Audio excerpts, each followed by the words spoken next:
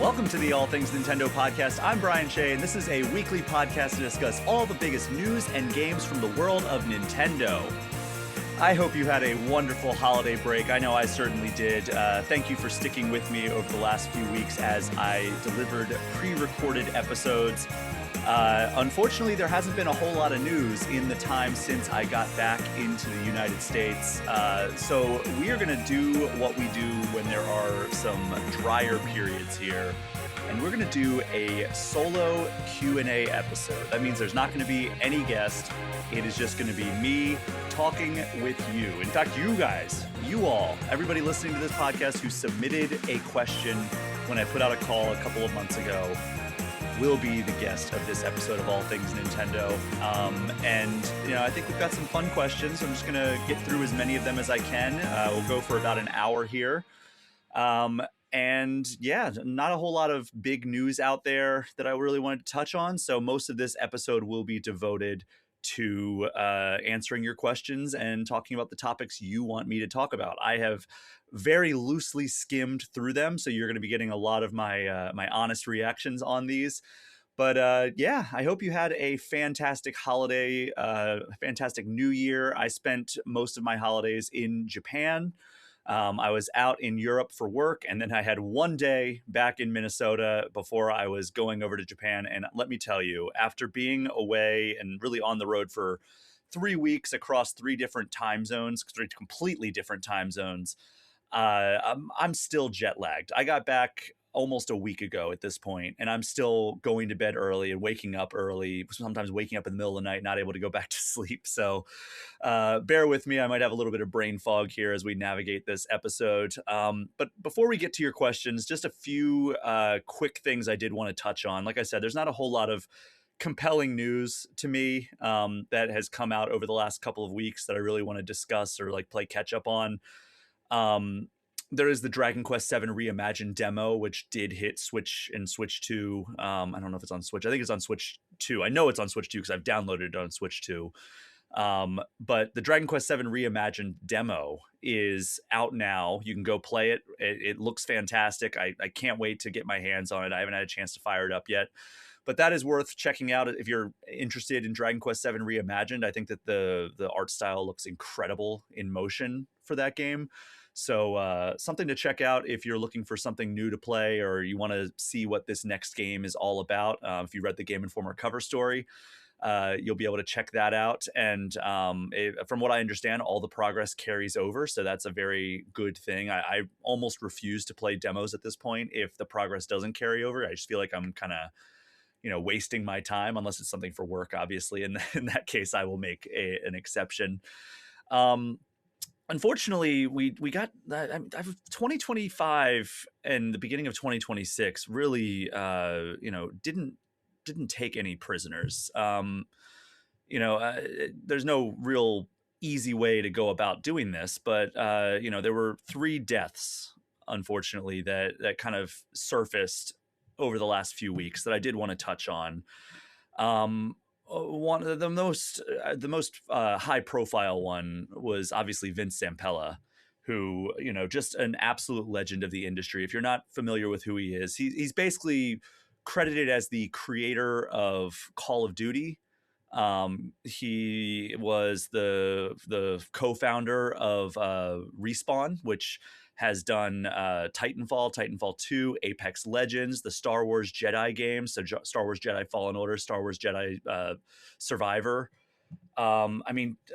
He's basically, he was the guy that Electronic Arts brought in for the most recent Battlefield game to basically fix it, and he oversaw that, and all indications are that he was successful in that endeavor. Battlefield 6, he was kind of overseeing this Battlefield Studios conglomerate that came together to make that game after the kind of flop that was 2042 a few years ago. He really rescued the Battlefield series, was instrumental in the Titanfall, Apex Legends, Star Wars Jedi, and Call of Duty franchises. I mean, I don't really know a good way to fully pay tribute to the impact that this man has had on game development, but It's a terrible series of events. And he was unfortunately I believe a passenger in a car that crashed very late in the year last year, and he sustained just terrible injuries that ended up taking his life. And I met him a couple of times, and he was, a really friendly, outgoing guy. I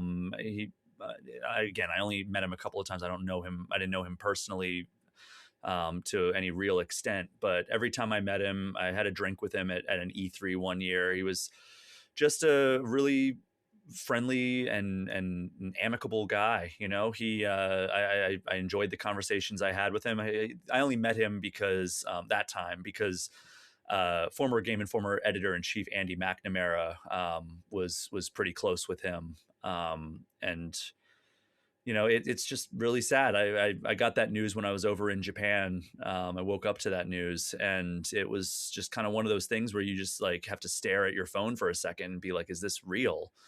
Because he's such a larger than life person, such a larger than life presence in the games industry. And I don't know any really appropriate way to eulogize him other than to say, like, he like, look at this: original Call of Duty producer, Call of Duty 2 executive producer, Call of Duty Modern Warfare 4 studio head.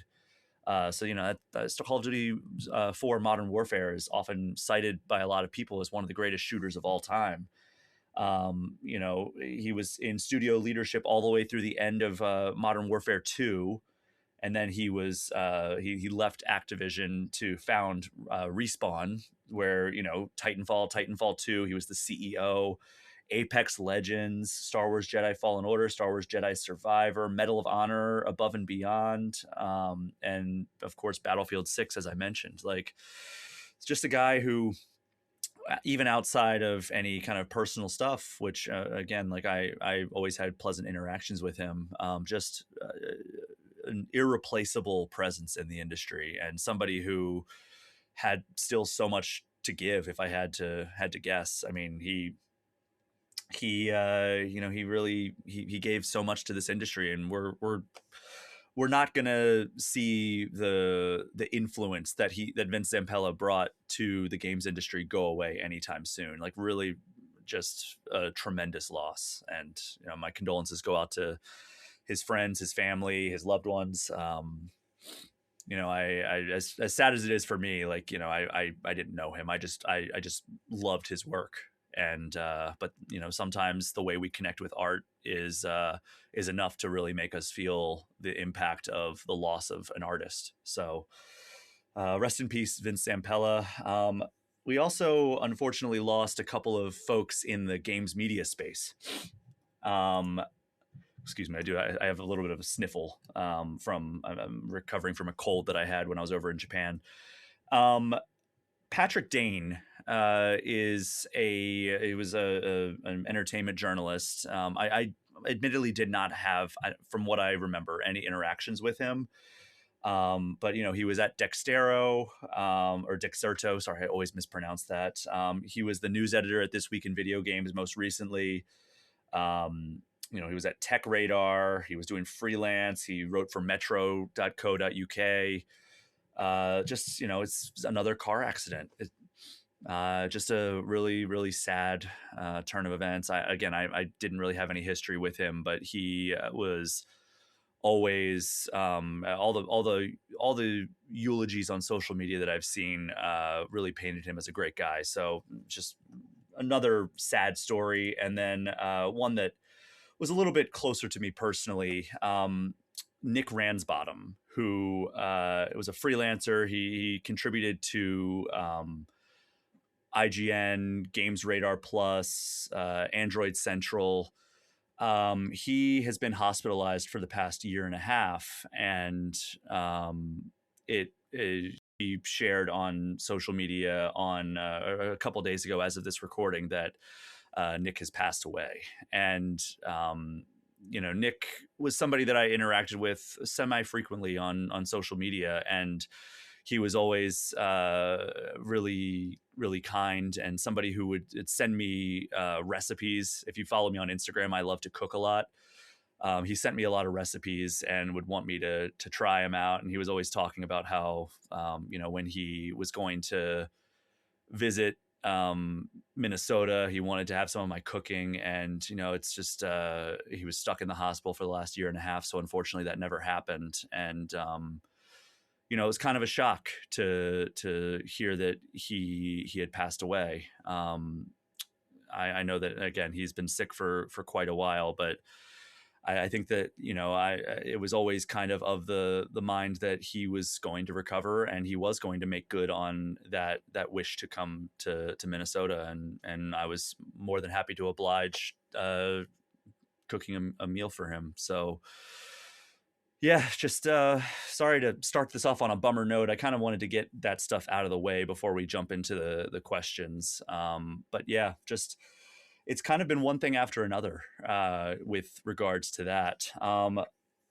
Yeah, so I don't really know any way to transition from that, but let's turn it to a positive note here. First up, Game Informer magazine. I am the executive editor at Game Informer. We have this new issue with World of Warcraft Midnight on the cover, and it's in addition to being just an enormous title that I think a lot of people are really excited for the expansion. I wanted to draw your attention. If you are a fan of my work, this is an issue that, even though I didn't write the cover story, that went to our video editor, Alex Van Aken, our senior video editor. I did have, I would consider like maybe my all-time most proud issue I've ever written. So a few things here. First of all, I talked with, if you're watching the video, you can see the full spread here. I spoke with Katsuro Hashino, who is the director of Persona 3, 4, 5, and Metaphor Refantasio, about Metaphor all these years later, or this Metaphor 1 year later, and then also his involvement with the Persona franchise. If you turn a few pages past that, there's also this Souls-like feature that I've been working on. No joke. I had my first interview for that piece Summer Game Fest 2024 when I sat down with Hidetaka Miyazaki, and it was one of those interviews where everything went great. He was in great spirits. I got to chat with him about, this genre that he really popularized, even though he doesn't want to take credit for it. He's very humble. And from there, this idea that I had. So basically, I was supposed to sit down with him and talk Shadow of the Erdtree. And this idea of like, I don't want to, everybody's going to be asking about Shadow of the Erdtree. I want to talk to him about just the rise in popularity of the Souls-like genre. So I walked in, I was like, I don't know how like open he's going to be to this. I know he's in Los Angeles for a specific purpose, and that is to promote Shadow of the Erdtree. And I sat down with him. I was supposed to have, I think, 30 minutes with him. And he seemed like he was enjoying the interview, but I couldn't tell. It's always hard through a translator. But halfway through that interview, his people interrupted the interview, and I was like, uh-oh, did I say something? And his handlers were like, we were wondering if you'd like to have longer because he's enjoying this interview. And I was like, absolutely. So from there, what I ended up, I wanted to do was I wanted to, use him as the anchor of this piece, talking about the rise and proliferation of the Souls-like genre throughout the industry. And, pulling from his personal history, talking about, what was the team thinking with this? What's your design philosophy with this? And then I built out this enormous feature. I talked to, the head of Team Ninja, who, they've done Neo, they did Rise of the Ronin. They've done a lot of work in the Souls-like genre. I talked to one of the designers at Aggro Crab about Another Crab's Treasure. I talked to just several folks, the Lies of P director. So like, it's just this collection of developers who have made these high profile games in the Souls-like space, and getting, their thoughts on the genre, like what is the future of the genre, and what is, the influence of Hidetaka Miyazaki. So that's another piece that I'm really excited about. And then, the third and final massive piece, because I think the Metaphor Refantasio one is just 2 pages.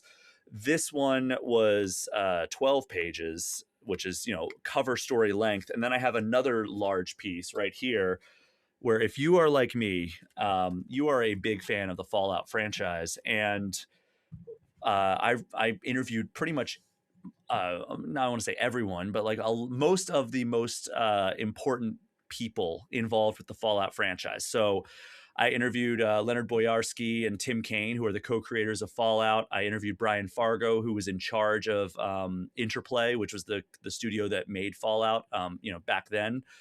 I talked with all the luminaries at Bethesda, so Todd Howard, Emil Pagliarulo, Angela Broder, um, Istvan Peli, all the big names at Bethesda. I talked to a couple of folks at Obsidian about their work on New Vegas, and I even talked to people at the Fallout TV show.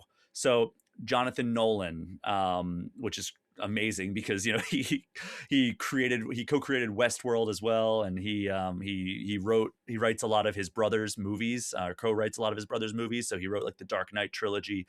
He's Christopher Nolan's brother, in case you didn't pick up on that.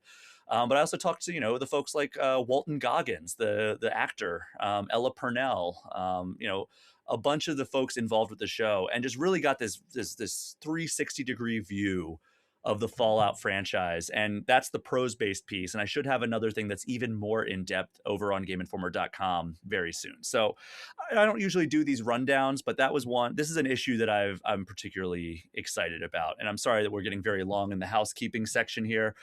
But I did also want to draw your attention to one more magazine. This is not a magazine that I write for, but Retro Gamer Magazine has a new issue on newsstands now. I just finally found it.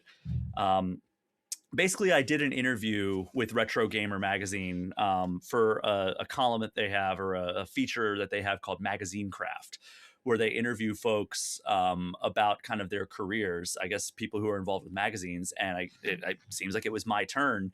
So I had a wonderful conversation with one of the journalists over there, and you can now see it. This is the opening spread if you're watching the video version. And I know how much of a premium magazine space is. I mean, I've been at Game Informer for more than 11 years now, and they give me 6 pages, which is wild. So if you want to hear my story, or read my story, and read my thoughts on Game Informer and the comeback of Game Informer, and my history, Retro Gamer Magazine, it's the one that says 20 years of the Xbox 360, but there's also a thing about the anniversary of Super Mario Brothers. So from a Nintendo perspective, there's something there as well. But yeah, I went to my local Barnes and Noble and found that, and I bought multiple copies. I'm going to get the story framed.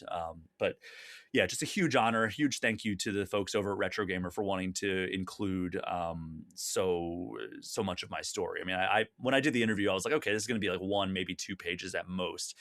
But what an incredible honor to be featured about my career. So thank you to the folks over at Retro Gamer, and Stuart, who was the person I spoke with.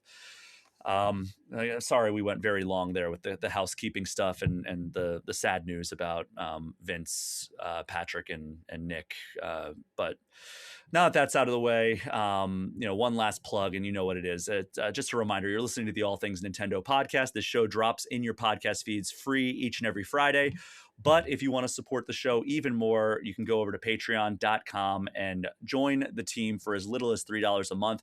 That gets you access to the community Discord. But if you want to bump that up to $5 or $10 a month, that gets you access to early and ad-free episodes.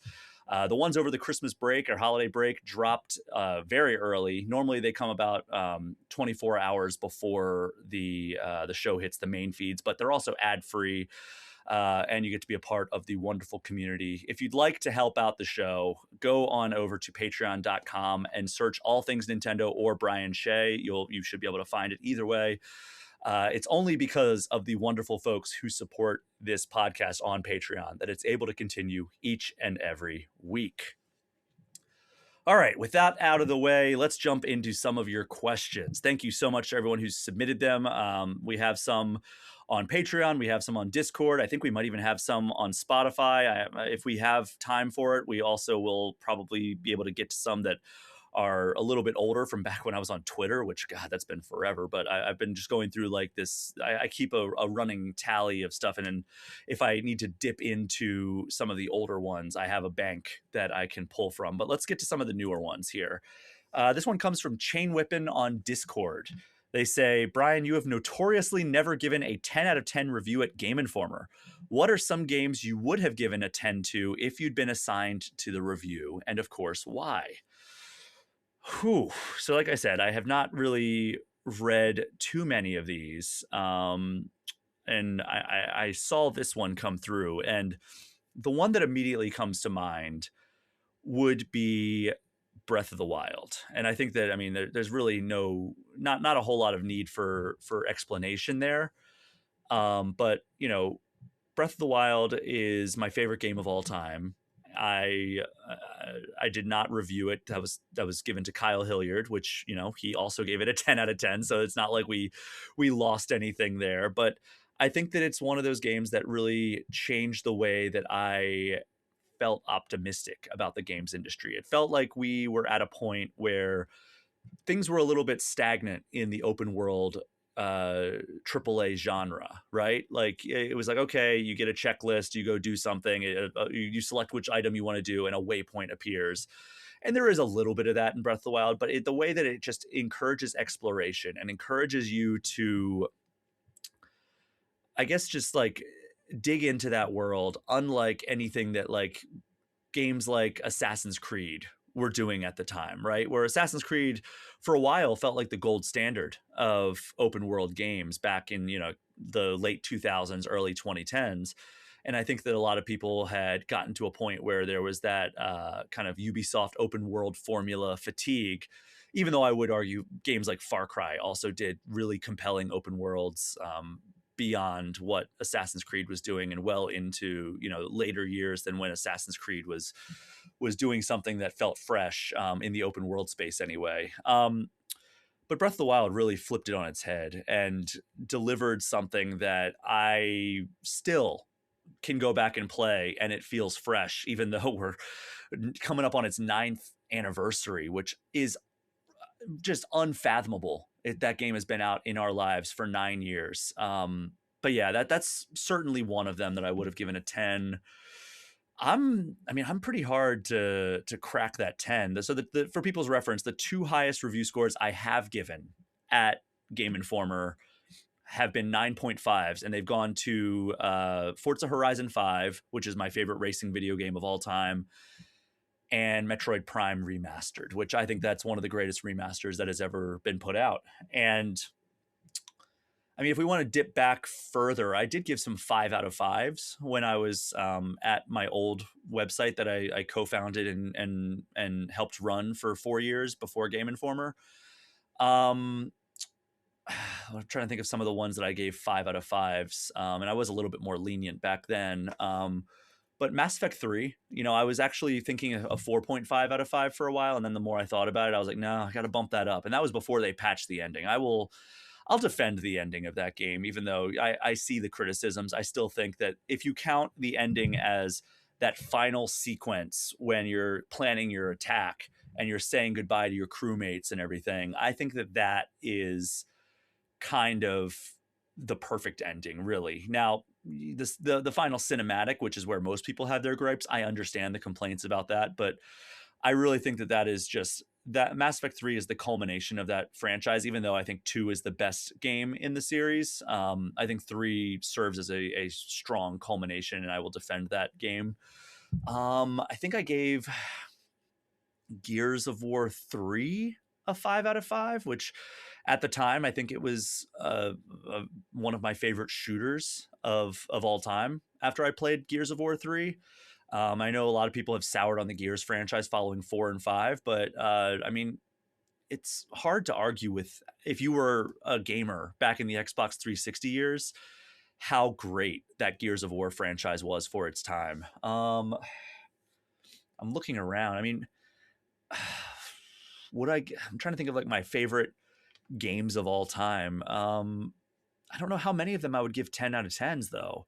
It's really hard for me to justify giving a game a 10 out of 10. Like, Persona 5 is one of my favorite games of all time. It's a top 5 video game for me. I don't think I'd give it a 10 out of 10. I think I'd probably land somewhere but 9.25, 9.5. I guess Final Fantasy 10, I'd probably give a 10 out of 10. Ocarina of Time, I'd give a 10 out of 10. But yeah, I mean, maybe Overwatch, when it first came out, I would have gotten a 10, which it got a 10 from former Game Informer editor Dan Tack. So I have no complaints there. Man,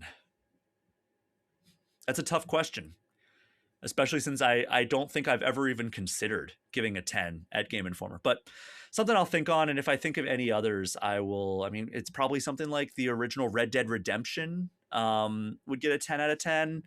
Red Dead Redemption 2 is also pretty high up there for me, but I don't think it would quite reach a 10 for me, even though it is a phenomenal game. Yeah, I mean, it would be a tough. It's a 10. A 10 is a tough nut to crack for me, and if I ever give 10 out of 10 to anything at Game Informer, you will know that I wholeheartedly endorse that game, and yeah. All right, let's move on. Firamar, if I'm mispronouncing that, over on Patreon said, "So Brian, do you think we'll ever see a quantum leap in graphics like we saw with the SNES to the N64?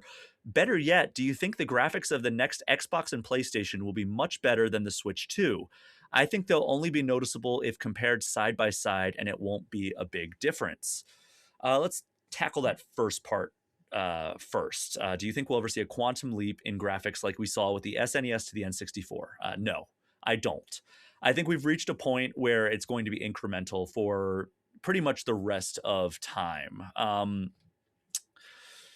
I think that there was a fledgling period, right, where NES came out, or I guess even before that, Atari, Commodore, all and television, all those like kind of, you know, almost I will say pre-modern era of gaming consoles existed, and then it was all about bits. If you remember that, it went 8 bits, then 16 bits, then 32 bits, and that was the be all end all of how good the graphics were, and 64-bit, hence the Nintendo 64. And then it became about polygons. Now you've seen this shift, right, where it is less about bits and polygons and all that, and more about resolution and frame rate and processing power and load times and like how fast we can get you into the game. And yeah, like if you look at a PS5 game against a PS3 game, it's night and day difference in terms of how much better it looks. That's why we see so many of these remakes from PS3 on PS5 and Xbox 360 games getting remade for Xbox Series X. It's because there was it was still forward progress, right? But if you look at PS3 to PS5, the jump from PS1 to PS3 is so much more vast, like they were still figuring it out in terms of how to make a game look good. And in some regards, we still are figuring out like what is going to make a game look good. There are times where I see a game and I'm like, wow, that's better looking than anything I've ever seen. But it's not like blow me away the way that I think a lot of people felt when like the original Final Fantasy VII's cutscenes hit their PS1 for the first time, or when you fired up Super Mario 64 and you saw Mario in 3D for the first time ever. I don't think that we're ever going to have that level of mind-blowing leap ahead just from one console. But I do think it is going to be continued forward progress. I do think that the next PlayStation and Xbox will be better than the Switch 2 by a substantial margin. But that said, I don't think it's going to be as much in the graphics department as it's going to be in the performance department, as it is in the resolution department. Like, we've seen a lot of sporting events start using 8K cameras. I don't know what the utility is of going beyond 4K for gaming. I think that we're still figuring out ways that these systems and these TVs and these display monitors can properly display 4K and how much that really benefits the end user. So I don't know if we need to go higher than 4K resolution. but I do think that we're going to start seeing more games that once the next Xbox and PlayStation come out, where we're going to have the Switch 2 and we're going to see them continue to get these games on the Switch 2. Like, I don't know, like whatever Call of Duty game comes out in 2028, Microsoft's already said they're going to put Call of Duty games on Switch or Nintendo consoles, which at the time we didn't know it was the Switch 2, but now we do.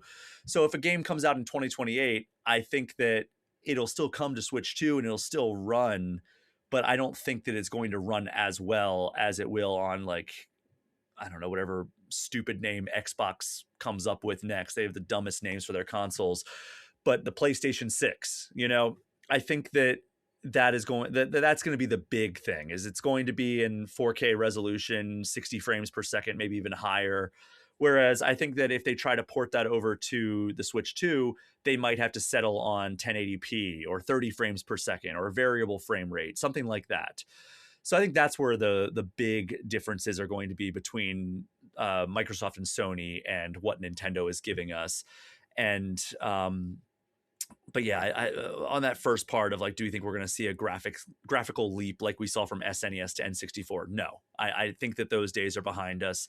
That was an industry, that was an upstart industry that was still getting its feet under it. Like, look at the special effects in movies, and we saw the huge leaps forward that certain technologies brought us.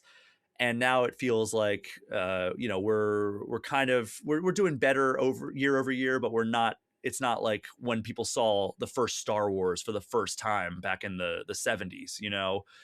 That was like a huge leap ahead, and then that became more commonplace, and then computerized graphics became more commonplace, and we saw the huge leap forward, like something from like Star Wars Episode 1, where the CGI is very distractingly bad when you watch it in 2026.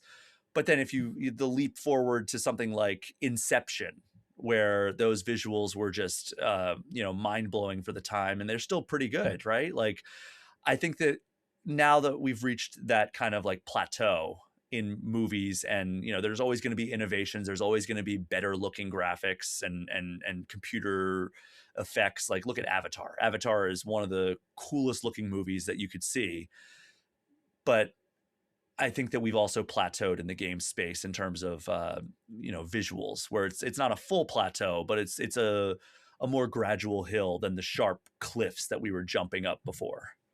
So next over, Fizzy Pop 6537 over on Spotify, which, by the way, if you're watching this or listening to this on Spotify, I love receiving comments there, and on YouTube for that matter as well. So thanks to everyone who leaves comments, and whether they're positive or negative, over on Spotify and YouTube. It does mean a lot, and it does give quite a, from what I understand, a boost in the algorithm of making this show more discoverable. So thank you to everyone who does that. But Fizzy Pop asks, how come Nintendo never buys game developers? Do they rather collaborate with other devs? Love the podcast.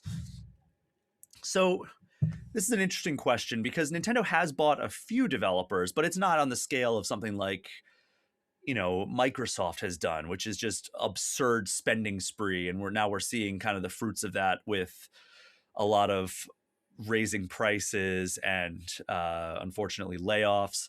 Nintendo's already the greatest game developer that has ever existed, right? Like, I don't think that there's any argument that could be made that there's any development company that has put out better work year over year, decade over decade, and more consistently great than Nintendo. A lot of statements that I make on this show, I would listen to an argument to the contrary. I don't think that there is any logical explanation that could counter that Nintendo is the best, most prolific, and most consistent game developer to ever exist in this industry.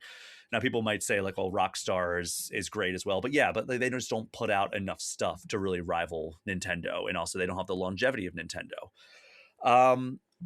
So they've bought a few developers, right? They bought ND Cube, right? They have Intelligent Systems. Let me see what developers they have under there.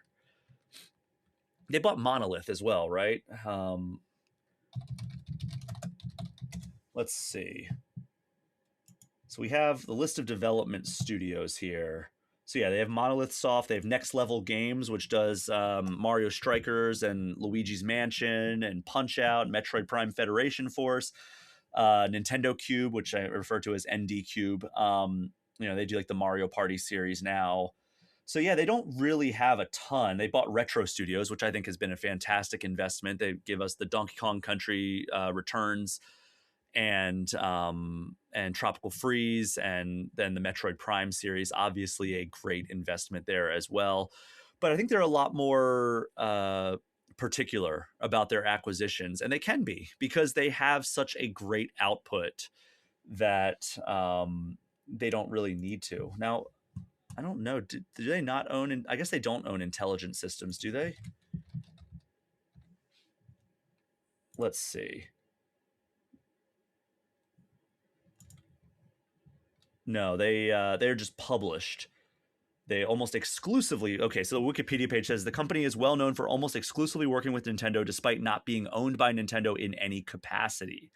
So Intelligent Systems is one of those where I've always thought, all right, I just assume that they're owned by Nintendo, but because they do the Fire Emblem series, they do Paper Mario, they do WarioWare, they do Advance Wars, but they are not owned by Nintendo. But yeah, I mean that seems like it would be a logical acquisition. But I just don't think Nintendo needs to acquire any studios, right? Like they have great working relationships with a lot of third parties. Like I think that for a lot of, especially coming off the success of the Switch One, it being one of the greatest selling consoles to ever be released, I think a lot of developers are jumping at the chance to get their game on Switch.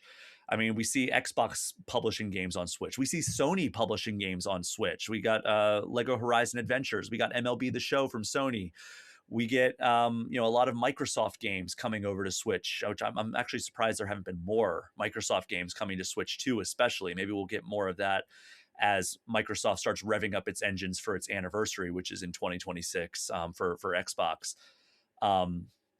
But yeah, I think that Nintendo likes to take a more hands-off approach when it comes to working with third parties. Like they will bring in Omega Force to make their Hyrule Warriors games, or God, I forget the indie studio that did Crypt of the Cadence of Hyrule, but the Crypt of the Necrodancer developer.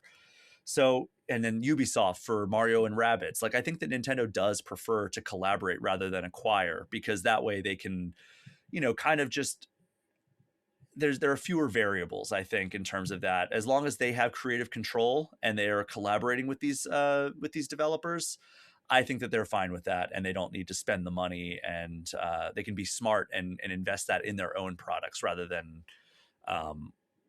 spending all that money to acquire a studio that then they have to run, which I think is an underrated part of that a lot of these companies don't really take into account. Is when you buy a studio, you're not just buying their IP and you're buying, the right to create games under that studio umbrella. You're buying a lot of salaries and a lot of expenses as well. Like you have to pay for their office, you have to pay for their salaries, you have to do all this stuff. That's why we see all these problems when these acquisitions happen. So I think that that's the approach that they love to, they prefer to take. All right, let's go over to Emil Nathanson on Discord. He says, sorry if I missed this previously, but what is your educational background? Did you study journalism or some kind of writing major? Where did you go to school? In Minnesota? So my background is weird, right? So, and this actually, this folds into another question, which we'll get to after this. It's not that big of a folding into, but it will answer a little bit of the next question I want to touch on.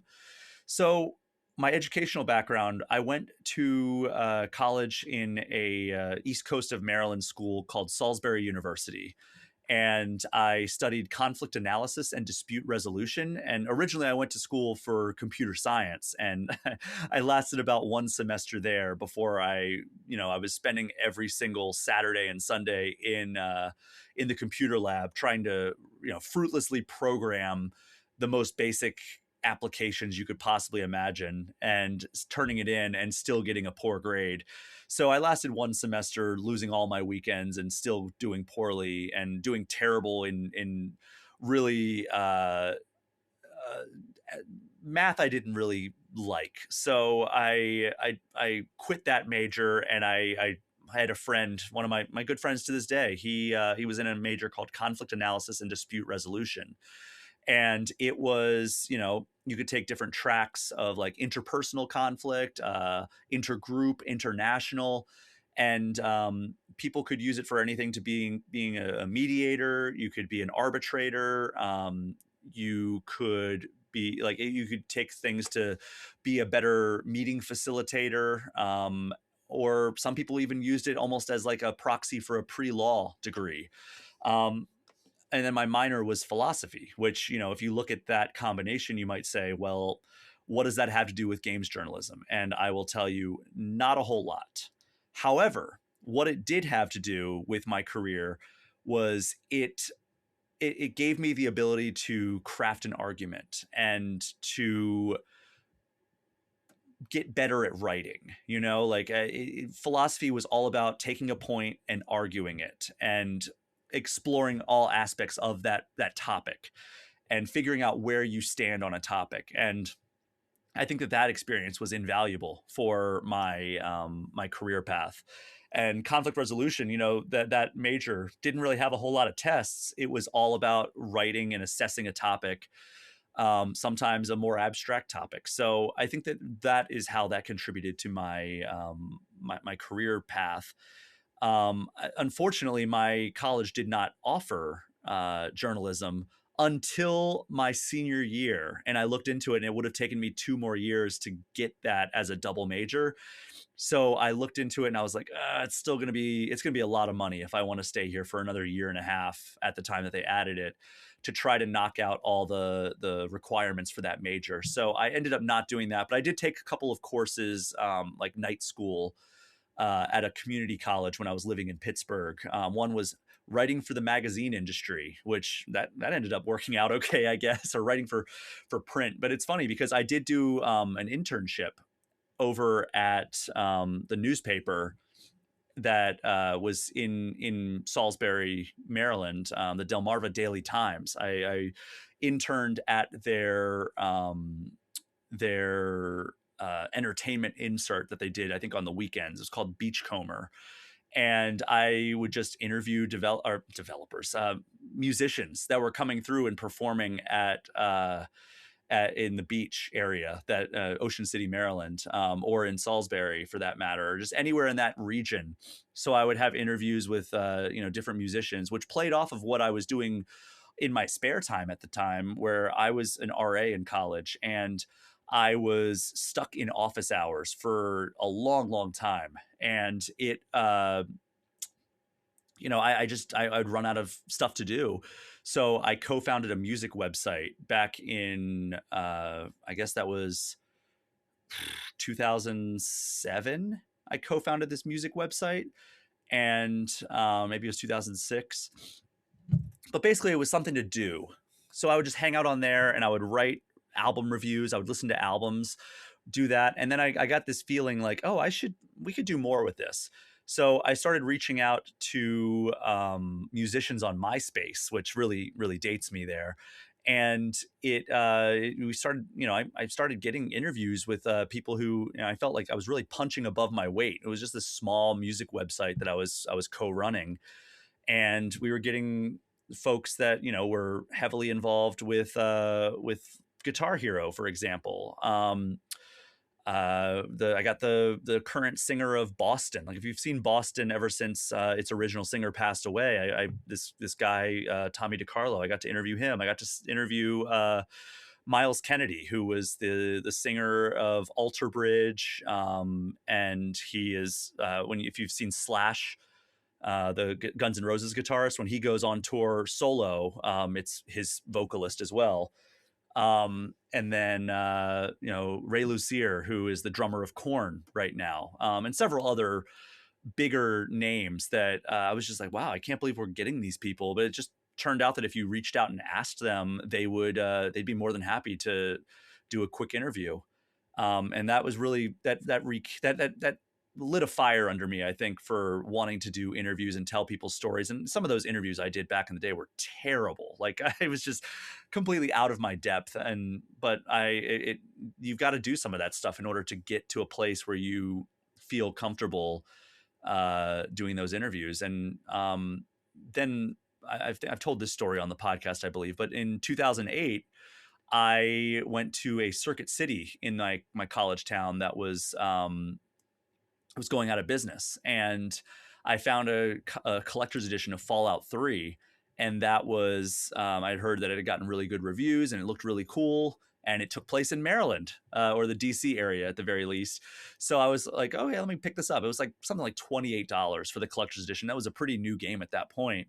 And I played it and loved it so much that I wanted to write a game review instead of an album review. So I did that, and I loved it. The rest is history. And I actually told Todd Howard that story, and he was very very receptive and very very kind in accepting that was the game that really kickstarted my career and my love for writing about video games. So the other I guess the other way that I kind of leapt from the music space to the video game space was, at the time I was playing Guitar Hero and Rock Band competitively, particularly Guitar Hero, but I was playing a lot of Rock Band as well. And there was an opportunity to write about music games on a national level at a website, and I took that, and that was kind of like my first foray into writing like actual legitimate games journalism. And then from there I joined a small blog. I co-founded another website, and then started doing freelance for IGN, Kotaku, Biography, Official Xbox Magazine, all those. And then in late 2024, they hired me on at Game Informer, and I joined in the first day of 2014 was when I got the job offer, and then joined at the very start of 2015. So yeah, sorry, that was a lot of background there, but thanks for the question, Emil. And then that leads kind of into Chad Brekke on Patreon. I would be interested in hearing a sort of top 10 list of gaming soundtracks and what has stuck with you the most over the years, and where perhaps the soundtrack itself elevated the game the most for you. I also heard from the top 50 list this week, this is an older question, that you once reviewed music, so I would love to hear about that history for you in general. So I just answered that last part of the question. In terms of top 10 list of gaming soundtracks, that would be, I think, a bigger episode. But I think that Super Mario World is probably up there, even though if you really listen to Super Mario World, every single song is just the same melody, just remixed, which really demonstrates the brilliance of Koji Kondo. Super Mario World is up there. Persona 5, I mean, flat out, that might be my favorite gaming soundtrack of all time. Street Fighter 2, which I'm wearing a hoodie for, if you're watching the video version. Street Fighter 2, incredible soundtrack. Ocarina of Time, definitely have to mention that. Maybe Super Mario 64. Sonic 3 and Knuckles easily gets a top 3 spot. I'm just looking around like maybe Pokemon Red and Blue, or maybe Fire Red and Leaf Green, since that was like, kind of more fleshed out versions of those songs. The original Splatoon is probably up there for me. Final Fantasy X. I know that some of these games are just like, oh, these are my favorite games of all time, but music plays a huge role in my enjoyment of a lot of games. And I think that Final Fantasy X, if we want to drill into that real briefly, I think that they have a great mix. Nobuo Uematsu absolutely crushes it. And it has a great mix of emotional storytelling and just kind of like appropriate music for what's happening in the story. But then every once in a while, you get just an absolute banger. Like Spira Unplugged is one of my favorite video game songs of all time. And there are moments where I will listen to that soundtrack without playing the game. Like, it's just completely unattached from the game. And because I have the memories of what was happening in the game when this song played, I will start getting a little bit emotional, because it is that that good and that tied to the feelings that I was feeling when I was playing the game for the first time. So that's definitely up there. And then you have like things like Sonic Adventure 2, which has an incredible array of music that Live and Learn and Escape from the City are obviously like the headliners there, but I would say a lot of the songs there, and Sonic Adventure 1 for that matter, also is up there for me. But like individual songs, I think Tetris Effect has some really great individual tracks. Alan Wake 2, Herald of Darkness, come on. Like, and some of the other like chapter end songs are incredible for Alan Wake 2 as well. Sonic Frontiers has some bangers too. So a lot of really great soundtracks. I think that it is what Chad says here in the question. The soundtrack elevates the game. I think that's really the way to put it. And I think that's why when I talked about Sonic 3 and Knuckles, that's why I'm so bummed that there are these licensing problems with some of the soundtrack of Sonic 3. Ice Cap Zone, Launch Base Zone, Carnival Night Zone. I always want to say Casino Night or Carnival Night, but Casino Night I think is Sonic 2 and Carnival Night is Sonic 3. Not having those original songs in the re-releases really hurts that game. Even though it's still a top 10 game of all time for me, I miss those songs dearly, even though I understand the weirdness that surrounds those songs. I know we're going a little bit long here with just a few questions gotten to already. Calamity Nolan on the All Things Nintendo community Discord says, if you could create a crossover game out of two Nintendo series, like Mario and Luigi Paper Jam, which two would you choose, and what would the game be like? Sorry, I needed an iced coffee there for a second. I mean, the obvious answer would be like something like Metroid and Star Fox, right? Like, give us kind of what Star Fox Assault aspired to be.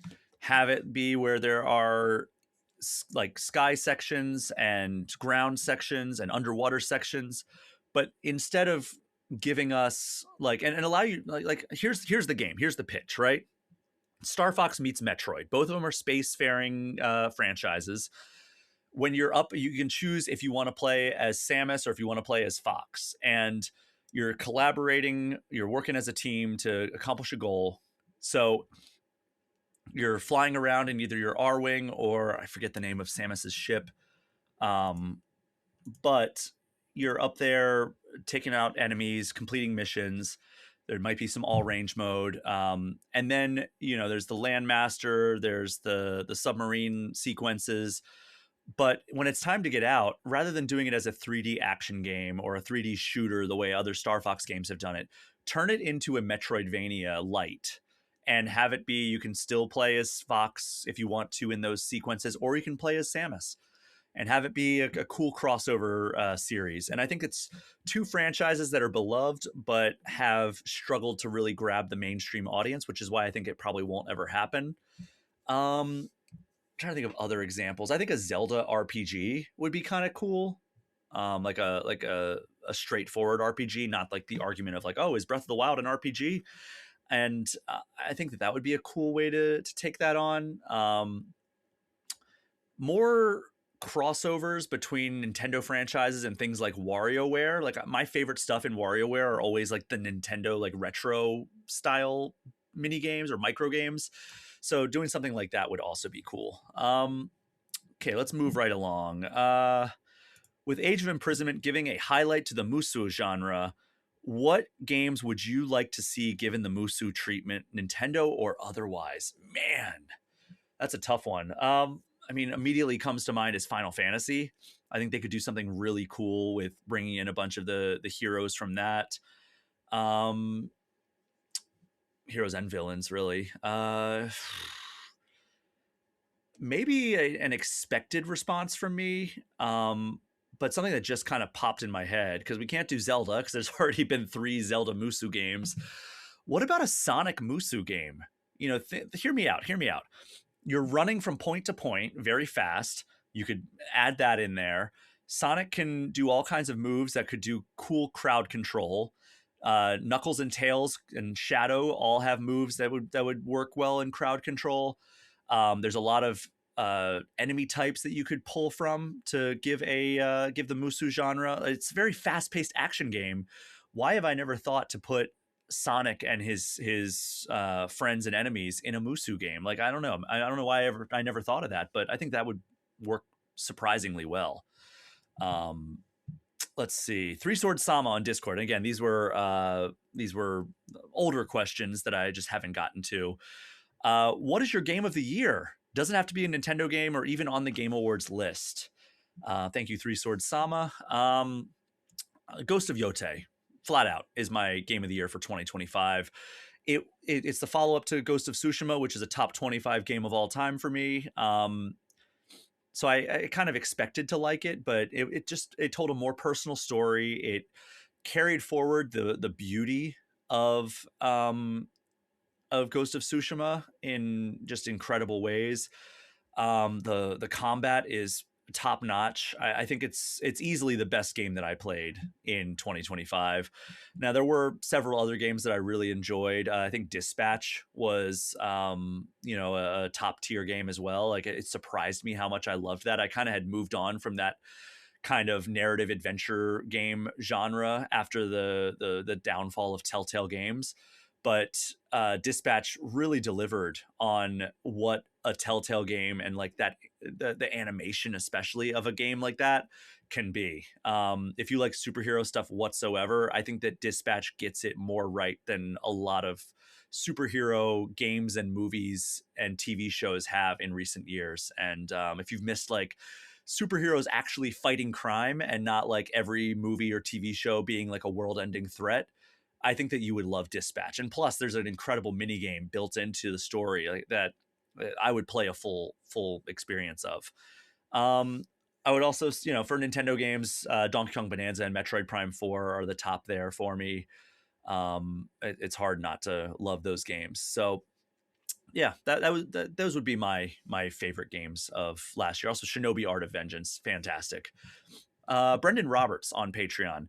Do you think Nintendo will suffer from game fatigue in certain genres? When they showed off Mario Tennis Fever, my first thought was, we already have tennis. Do you think this is a concern for them? It is a concern for them, and I think that's why we get so much space between them. Mario Tennis Fever, or sorry, not Mario Tennis Fever. Mario Tennis Aces is the most recent one. You have to keep in mind that by the time Mario Tennis Fever comes out, Mario Tennis Aces will have been out for 8 years. And I don't think it's unfair for somebody who is a casual tennis fan or casual Mario Tennis fan to be like, there's already a Mario Tennis game that works on this console that I have, which, Mario Tennis Aces is a Switch game. And it's a good one. It's a good Mario Tennis game. So I don't know if fatigue is the right word as much as it is like saturation of a niche genre or a niche franchise. But I think 8 years is more than enough time. And I think that, people who do enjoy the Mario sports games are ready for another Mario Tennis game. I think it's with Mario Golf really not doing it for fans lately. Like it hasn't really been like a great franchise in recent years. They haven't really figured out the code for that, which the code is just give us a fun single player RPG without frustrating mini games. Without that being like kind of the apex predator of Mario sports games, Mario Tennis is far and away the most popular one.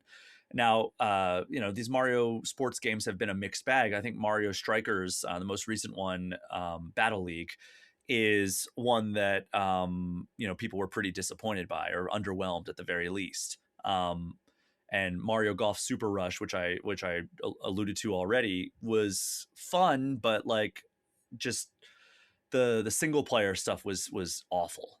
And if they can figure out a way to include a fun single player campaign and excellent mechanics and a fun gimmick, which the different rackets, it could go one way or the other on that. I don't really have a strong feeling of if that's going to be good or bad until I get my hands on it. I think it's time for Mario Tennis Fever.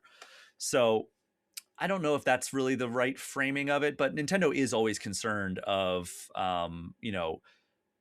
fatigue, because they don't want to put out two top-down action games. Like, they don't want to put out another top-down action game around the time that there is a top-down Zelda game, for example. Or Metroid Prime 4 was coming out in December of last year. They didn't want to put out Metroid Prime 2 and 3 for fear that people would just skip the new one and play the old ones. I think that is a real concern for Nintendo. A Nintendo employee back in like 2012, 2013 told me as much. When I asked them, why don't you put out A Link to the Past in the lead up to Link Between Worlds? They said, well, we don't want to cannibalize A Link Between Worlds sales. Now, I don't know if that individual is still at Nintendo. I don't know how much authority they had, because it was somebody that I was talking to at an event. So I don't know if that was like an official company line, or if that was just somebody who worked at Nintendo or was hired by Nintendo to do this event saying what they thought. But, I think that that is a concern, but I don't think it is in this sense. I think that if you have Mario Tennis Aces and you're perfectly happy with that, then yeah, you don't need to buy Mario Tennis Fever unless members of the media and podcasters and influencers get their hands on it and say like, wow, this actually is a giant leap forward. Then you can maybe take a look at it. But if you're satisfied with Mario Tennis Aces, then yeah, I don't think you need to upgrade to Mario Tennis Fever unless something really cool happens. Big Mitch over on Patreon has 3 here.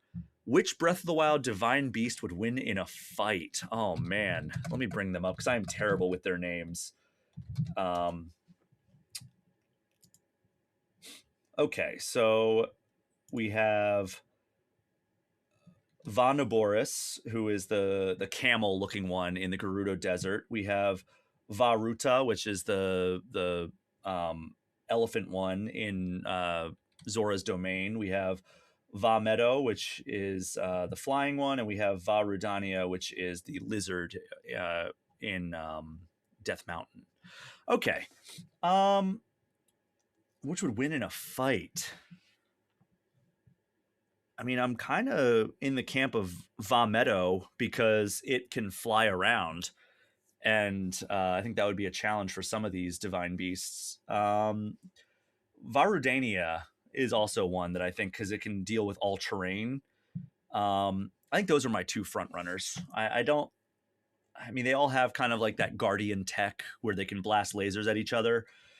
But I think that the more nimble creatures, I think, would be at an advantage since they all have similar tech. So I'm going to go with Meadow, the flying one, and then Rudania as number 2.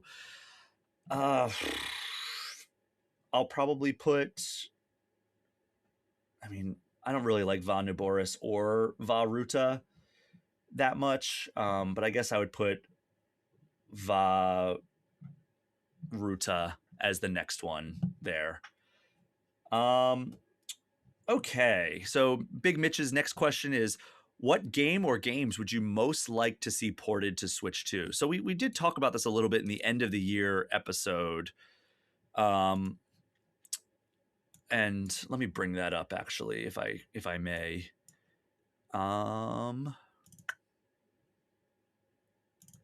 Okay, so the ones that I had listed out for games I most wanted to see come to Switch were Baldur's Gate 3, which obviously, Claire Obscura Expedition 33, because obviously, Dispatch, which by the time that episode hit, Dispatch was already announced for Switch 2, Metaphor ReFantazio, and Yakuza Like a Dragon. So, I mean, Claire Obscura is a pretty easy answer. I think that would play extremely well on Switch and Switch 2.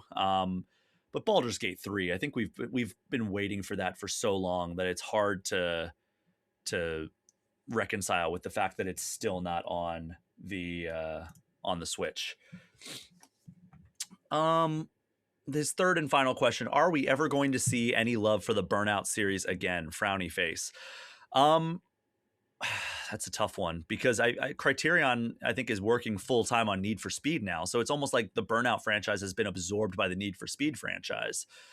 Let me see what Criterion's up to, which it's a tricky one because I would love. Let's see, Criterion Games. Let's see, what games are they working on now? Battlefield 6, of course. Everything was under the Battlefield 6 umbrella. Yeah, I mean, it's going to be tough because Need for Speed is always going to be a priority for EA, and then Battlefield is going to be a priority over Need for Speed. So I don't know what opportunity they would have unless they kind of put it out as like a license to another company. And I don't know what company would be good enough to do that. Maybe Playground Games, the Forza Horizon developers, but they're having plenty of success with Forza Horizon.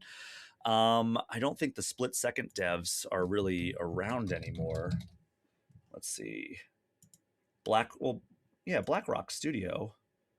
They were shut down 15 years ago now. So it's tough because like a lot of the studios that would make the most sense are enjoying success in other things. Three Fields Entertainment is the one that sticks out to me, which they're really having a hard time right now, from what I understand. Yeah, they did a game called Dangerous Golf, which is just a fun arcadey style golfing game. Then they did a game called Danger Zone, which is a like kind of like the Burnout crash mode where you drive a car into an intersection and create as much chaos as possible. And then they just did a game called Recreation, which is kind of like Burnout meets Forza Horizon, where it's like an open world Burnout style game, but it just doesn't feel like it has the same oomph behind it. Dangerous Driving is their other one, where it is like a Burnout style game. So they unfortunately have been put on. They put the entire studio, I think, on redundancy notice, which basically means like they are almost out of money and in danger of closing. So it would probably need to happen sometime soon if they were going to get that. But I would love the Burnout series to come back. I think Burnout 3 Takedown and Burnout Revenge are two of my favorite racing games from that era and remain kind of like a high that I've been chasing in the racing game genre for a while. Burnout Paradise is as popular as that is. I never really jived with the open world style of Burnout. I just want the more linear races. But yeah, I would love to see more Burnout. I will say that Todd Howard specifically referenced the Burnout series when talking about the studio's inspiration for developing the VAT system in Fallout. You can read that in that article that I referenced at the start of this episode. So cool to see that get a shout out. Three Sword Sama comes back on Discord. Best and worst Christmas gifts related to gaming. Oh, man. So best would have to be getting my Game Boy Color with Pokemon Blue Christmas 98, because I was so obsessed and that just set me down an entirely different path of my life. Getting my Super Nintendo, I believe it was Christmas 1992. It was kind of like that one last thing that my parents had where they're like, oh, that's all the presents. Okay. Oh, but what's that behind the couch? Like kind of like A Christmas Story with the Red Ryder BB gun. They pulled one of those on me getting a Super Nintendo. And that was the first game console that I ever fully owned. Before that, it was just like cousins or family friends would bring over their Nintendos and I would have some games that I had received, but I never owned a Nintendo or an NES.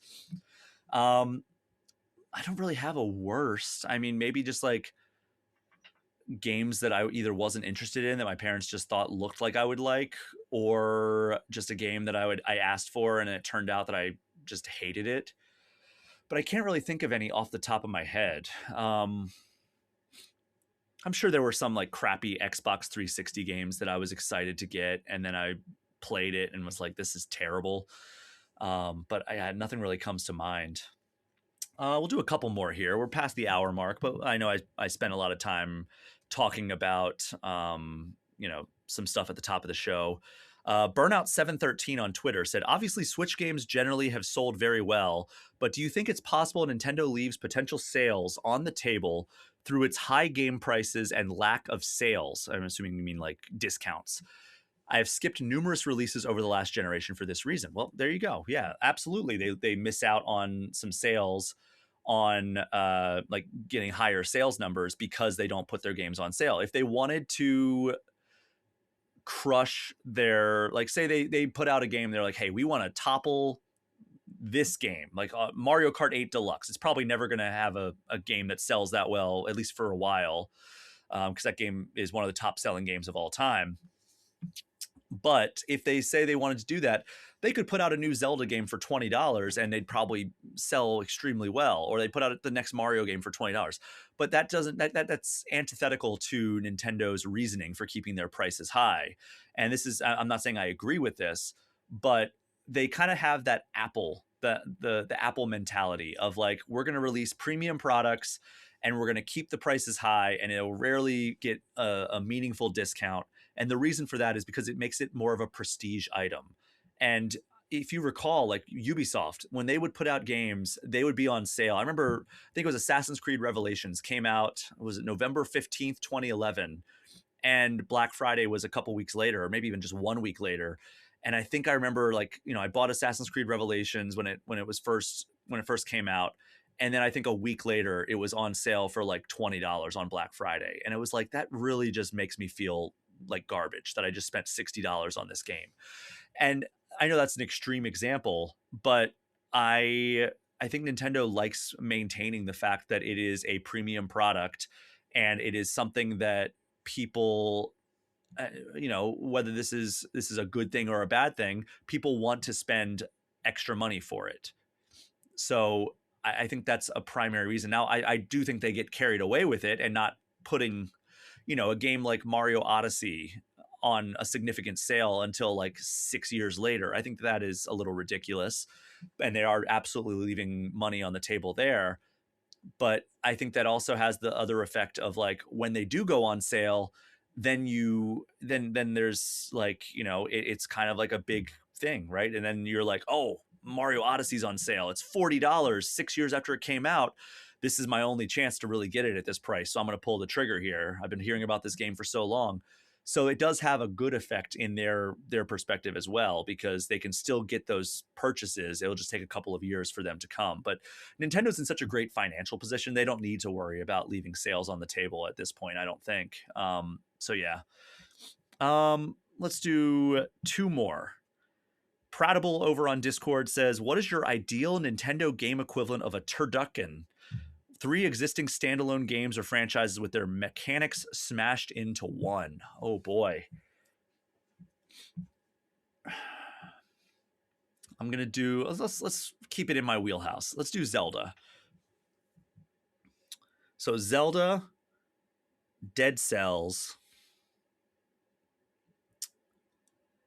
and would it be too weird to say Fire Emblem? Like, have some degree of strategy and have some degree of like side-scrolling action with like the Zelda brand. Like, I think that would be cool. Yeah, let's do that. Zelda, with gameplay mechanics of Fire Emblem and Dead Cells. I think that would be a cool game without really thinking about it too much. And then let's end on this. Chaps My Ass over on Discord says, decision time. One of the following franchises will be the next to get a live action movie. One will get a game release next year, and the rest will have nothing happen with them for the next 10 years. So Kirby, Star Fox, Earthbound, Wii Sports, and Metroid. Okay, I think this is pretty easy for me. So one will get a live action movie. Metroid is the easy answer for me. I think that would be incredible if they could lean into kind of like the horror, eerie feeling of that franchise. I think that's a slam dunk. Even give us Brie Larson, even though she's voicing Rosalina in Mario Galaxy movie. One will get a game release next year. Let's go Star Fox. We've gotten a lot of Kirby lately. I hate to put the pink puffball on the bench, but let's do Star Fox. We're overdue for that. I've never been the biggest Earthbound fan. Sorry, Earthbound and Mother fans. And we've gotten a lot of Kirby recently, so I would rather get a Star Fox game than another Kirby game. So Metroid gets a live action movie, Star Fox gets a game release next year, and then Kirby, Earthbound, and Wii Sports go on the bench for a little bit. Yeah, I think that's the way I'll go with it. All right. Well, thank you so much for listening to this episode. I hope you had fun. I know that, we went on some tangents. We wasn't the most Nintendo related thing, the most Nintendo related episode and most Nintendo related topics, but we covered some ground here. As a reminder, if you want to get any questions in future episodes like this one, You can join the Patreon. That gets you priority access. Obviously, it's not the exclusive access because we do pull some from social media and things of that nature. But yeah, thank you so much to all the people who support me on Patreon. Again, without you, it would not be possible for me to continue doing this show. But yeah, thank you to Retro Gamer for featuring me and telling my story in the magazine. And be sure to subscribe to Game Informer if you are so inclined. We got some big stuff on the horizon that we're really excited about. I just wrote a big feature that's going to be in our next issue that we haven't announced yet. I'm very excited to talk more about that on this podcast. But for now, thank you so much for listening for this episode of All Things Nintendo.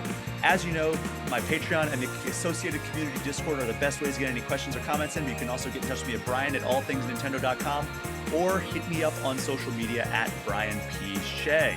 And of course, as always, go ahead and subscribe to Game Informer magazine for all the latest news, game reviews, previews, features, interviews, and cover stories. But for now, that is our show this week. Thank you so much for listening. Take care. We'll see you next time.